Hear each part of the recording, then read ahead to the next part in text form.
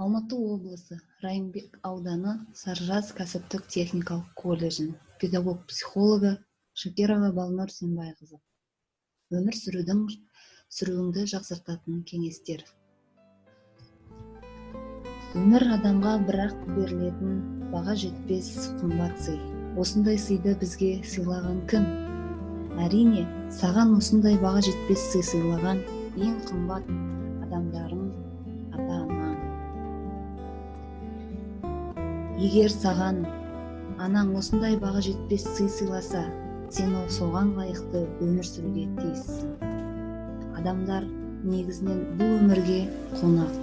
Соны түсініп, сезіне білген адам өмірдің шын рахатын сезінеді. Өмір сүруімізге қажетті кеңестер.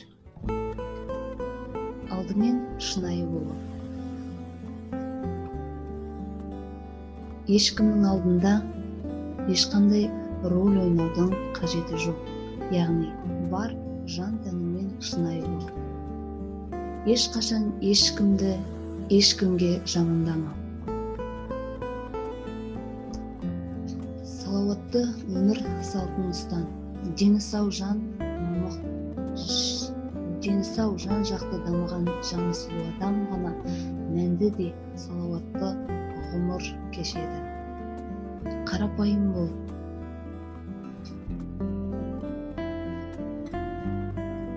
Уақытты бағалай біл. Өмір деген Алланың бізге берген сынағы. Қандай жағдай болмасын, ақыл-ойымызбен, сабырлығымызбен жеңе білуіміз керек. Қоғамда болып жатқан жаман әдеттерге кінәлі өзіміз. Осындай жаман әдеттерден бойымызды аулақ ұстап, төзімділік, табандылық танытып, адамгершілік қасиеттері жоғары ұстай білуіміз керек.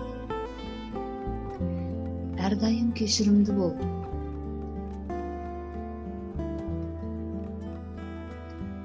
Үш ереженің соңынан мәңгілік еріп жүріңіз. Өзіңді сыйла, өзгені сыйла, өз істегенің үшін берілетін жауапкершіліктен қашпа. Және жаман әдеттен аулақ бол.